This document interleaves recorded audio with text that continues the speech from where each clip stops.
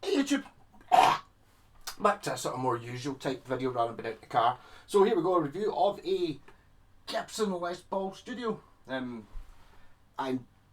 famous maybe to myself for not liking Les Pauls. Probably just because they're so expensive. But this is my pal Rob's, the drummer in After the End, who's purchased this. I'm just in for a wee setup, a look over. So this is, it says on the back, made in the USA 2009, which is nice and easy, rather than trying to work out what the serial number means. It starts at 03, so you don't need to do that because it actually just says, printed on it, made 2009. So it's got the Gibson Deluxe Clausen type snot tuners, they're called, aren't they? Inlays on fretboard, quite sparkly ones, quite nice. Not non-bound fingerboard because it's a studio.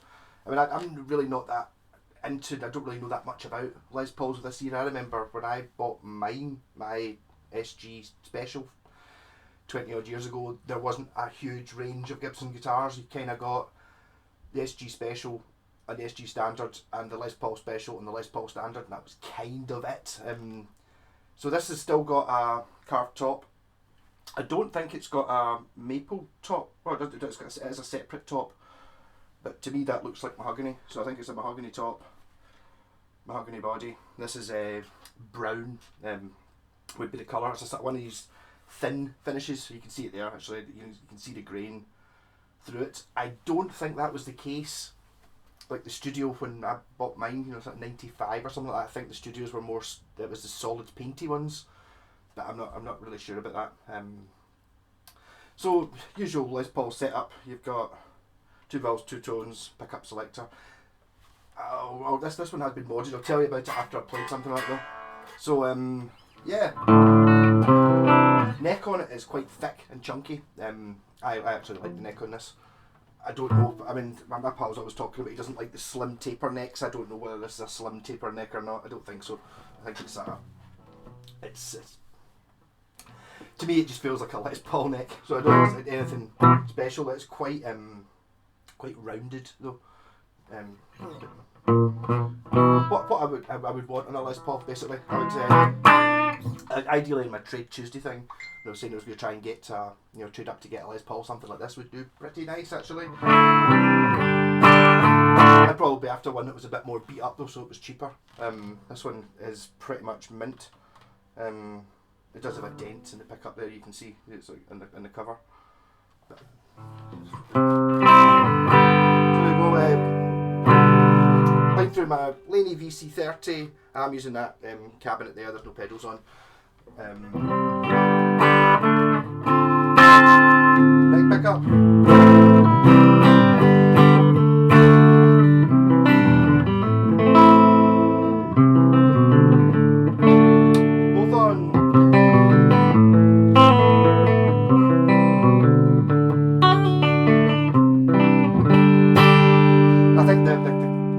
Cleverness with the Les Paul having 2 volumes and 2 tones is you need to get other tones by having, using the tone control separately and stuff, which is something I don't ever get round to. I just turn everything up full and leave it at that.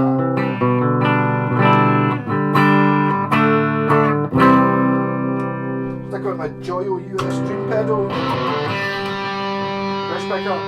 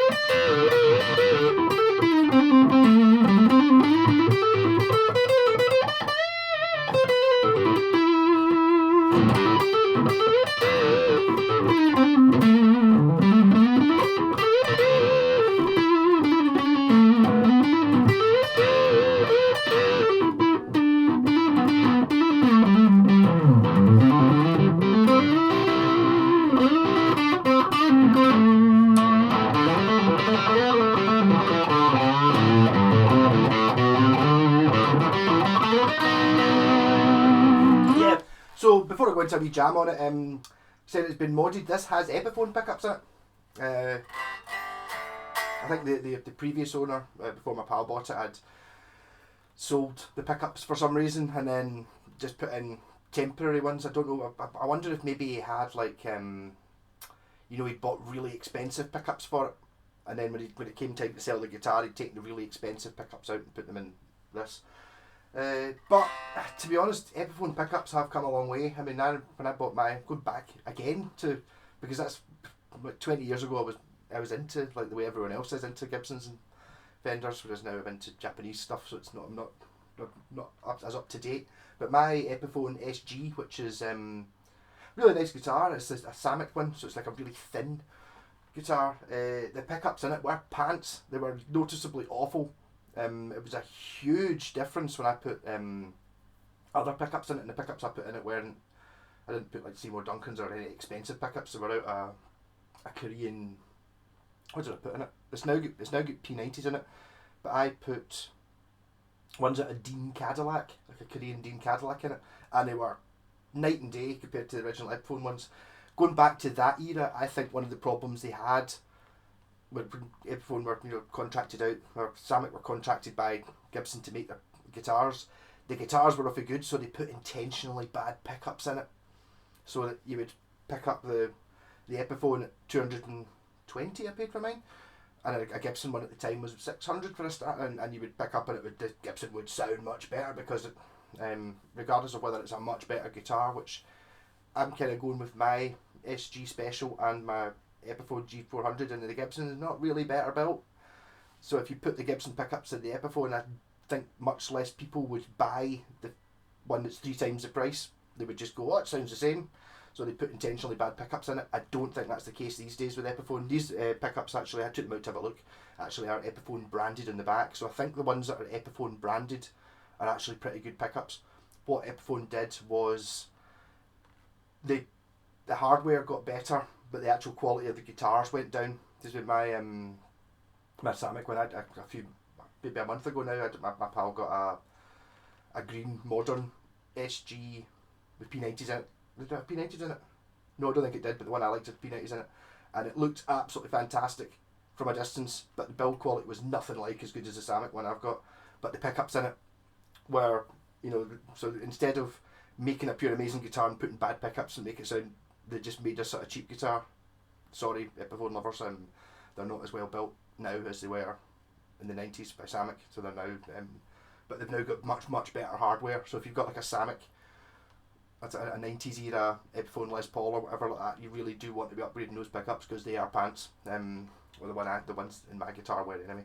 But these seem to be pretty good. I mean, it sounds kind of what I expected a Les Paul to sound like. The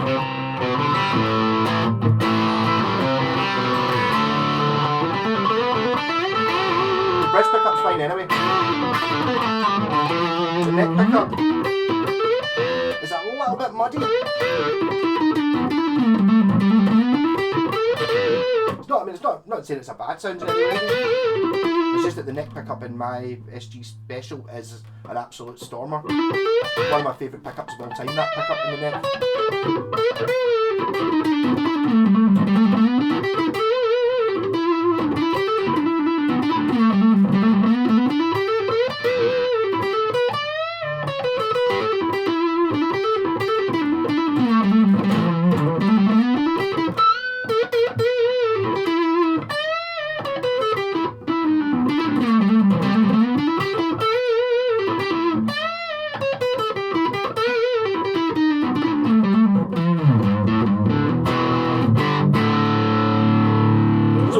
This one, I'm saying it's new, it's 2009, so it's not exactly new, it's 10 years old. This doesn't have the really sharp fret ends, which I have seen on the tribute ones, which kind of looks like this. That's what I thought it was, to be honest with you, because the tribute ones kind of, they've got this sort of not got a finish sort of stuff, obviously just to try and, you know, to make it cheaper, they don't paint it as much. One of those things, try to keep what's important there. It might not be holding tune particularly well, but that might... I did have the strings off. I had the strings off 5 minutes ago to have a look and see whether it was Epiphone pickups, because that was what was suspected. I did play it first, and I couldn't tell. It wasn't like, oh, these aren't the right pickups.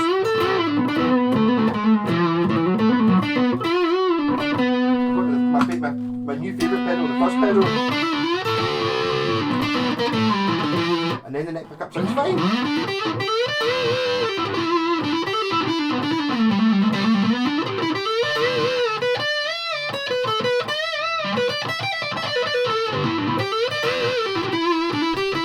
That's really meant to be a 5-minute video, but that never happens to me anyway.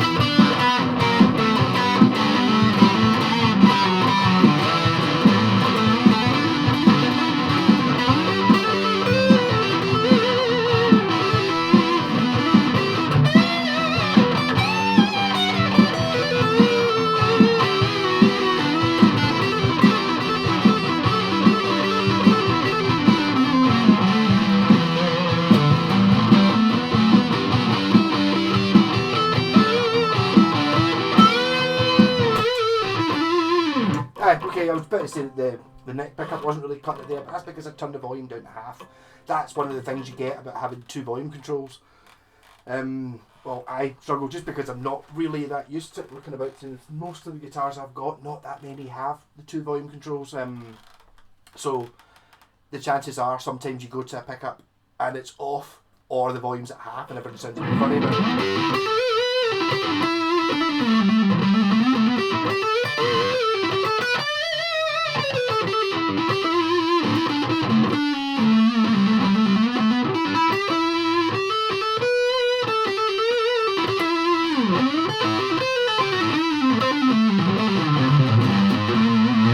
Yeah, so we've come to a Les Paul I like. I'm not super keen on the colour. You know, sort of Jobby Brown is not my favourite of all of them. But I think just it's part of the tink in me, the cheapskate. I just, for a player like a £1,500 Les Paul, I just don't think they're worth £1,500. Okay. I just don't mean that. I know they sell for that, but they just don't play like that. Whereas this kind of just plays the same, but I like it's stripped back. It costs a third as much, or whatever it is that these costs is what I like. So I think I'm back on my target for I'm still going to aim for get myself a Les Paul with my trade up thing after a few more trades. I've done one sneaky trade so far. So yes, so I mean it gets the thumbs up. I wouldn't personally put Epiphone pickups in it, but I don't think it doesn't sound too bad. I think it's one of those things that if you're going to try and sell it with Epiphone pickups in it, you're onto plums. You really need to buy, invest in getting a set. I don't know how difficult it would be to get Gibson pickups, because a lot of your Slash fans and stuff like that will buy this guitar, not even listen to it, and immediately buy your whatever they are, the Seymour Duncans at JB and Jazz or whatever the combination is. So you might find you can pick them up second hand relatively cheap for is it 498s they're called, or 490s. It probably makes a huge difference whether it's a 490 or a 498, to be honest. It's just because the numbers sort of similar. I just kind of think, oh, it's a Gibson pickup. I can't remember what it is. It's actually in my SG. I think they might be. I can't remember. They're Gibson pickups anyway. So ultimately, the Epiphone pickups are actually pretty good, but value-wise, you're detracting from the Les Paul, because the Les Paul, one of the things you buy it for is the Gibson pickups, I would think. So I'm back for looking for one of these. Actually, I had a shot at one. The other Les Paul I liked. It was a guy. I sold him a wee Fender Rumble amp a couple of years ago. Not Rumble, a Fender Frontman. A couple of years ago, and he had a LPJ, it was called. So it was kind of very similar to this, but it was red. And I think it had a sort of black plastic looking EMG covered pickups, but I think they were the Gibson 490s, whatever, just that they put plastic covers on them. And I've seen them go for sale on eBay, and people obviously don't want plastic covers on your pickup, so they buy the upgrade. They want a Les Paul with the chrome cover, so they sell those pickups. And I'm pretty sure I can't remember why I didn't buy them. I don't think they went for that much. It was like 40 quid or something like that, and they didn't look right, but they were the proper pickups. That guy he told me he bought a Les Paul for a ridiculous price, but he told me the price he paid for it. I was just like, I totally bought that. I think it was 350 or something. He said he paid for 300 quid for the LPG. And I keep looking, and they don't go for that. They're now like 600 quid, and you're like, oh. Whereas 300 quid, it was like, yeah, I could rock one of them. It's also not as heavy, but then again, is that just because I'm used to really stupidly heavy guitars now, so it doesn't seem as heavy? I remember my pal had an Epiphone Les Paul back in the day when I bought my SG. He had a Les Paul, and the Les Paul was so heavy it was weighed like a ton of bricks. This doesn't seem to be very heavy. But then again, that might just because I'm used to things like this. That's two guitars. It's made out of solid beech, so that's quite heavy. And if you're used to kind of playing that sort of thing, or even this thing, it's like these things are heavy, whereas this could still be quite heavy for an electric guitar, but I'm just used to it. 20 minutes. Rock on!